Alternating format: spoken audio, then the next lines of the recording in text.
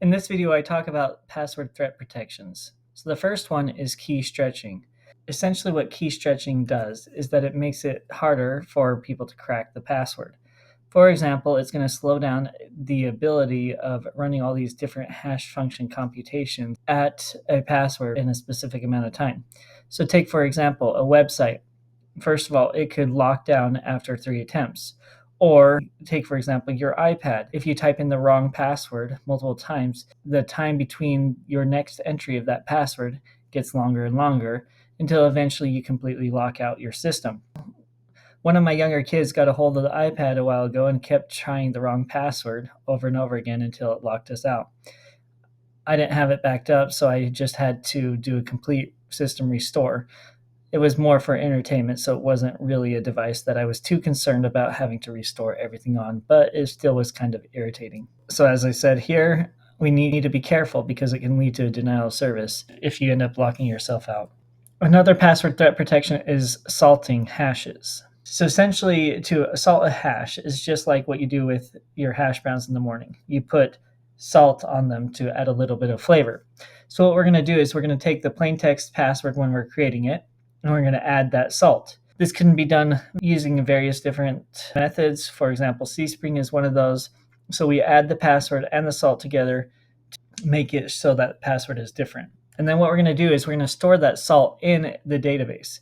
Now, every user's salt should be different from any other user. Now, what we're going to do is we're going to pass the salt and the password together through a hashing algorithm, which is going to generate a hash value that includes that salt.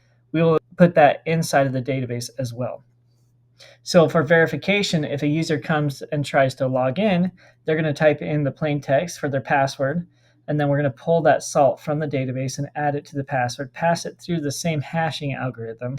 And if it takes that hash password plus the salt and generates the same hash value that matches what is in our database, then we have successfully logged in. So one of the main protections of adding a salt to your password is to protect against rainbow tables, because rainbow tables no longer will have access to the same hash values because you have now added a salt to your password. There are problems with how you go about salting, though. The first thing is that you should not reuse the salt. And the reason being is if someone is able to gain access to that one salt, they can know that's the salt that they're going to use for every single other person. So if you were to register for my server and create a password, I add a salt to it, and I use the time that you registered together with a few other variables to generate a salt that I'm going to add to your password.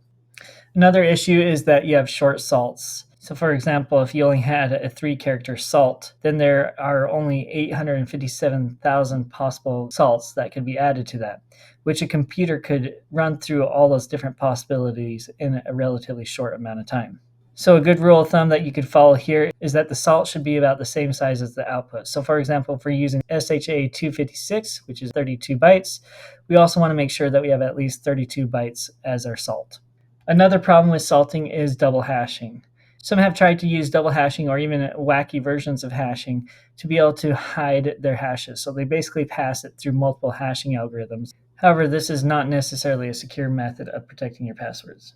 So now I want you to do this learning activity to have experience salting your own passwords.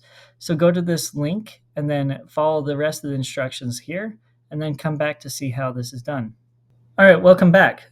So here we are at this site. I'm going to go over to my hash string area, and I'm going to enter a password of my choice. And so we'll go ahead and do the password we created previously. The quick brown fox jumped over the lazy dog, only on holidays.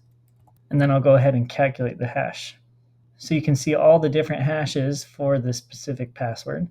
So some of the most common ones that we'll use are SHA-256 and SHA-512. Specifically, let's look at SHA-512. We see that it's 56B3, and I'm going to go ahead and change this password by now adding to the front of it this security salt. We'll go ahead and calculate it,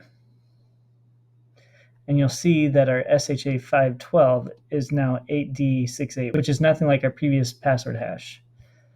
So now I'm going to go ahead and take this security and I'm going to put it at the end. And if I go ahead and calculate it again, you'll notice here that the SHA-512 hash is completely different from the previous two. So even adding a space to your password will drastically change the hash here. Thanks for watching my video. Feel free to click the links here to watch the next video of the playlist, continue to the next playlist, or subscribe.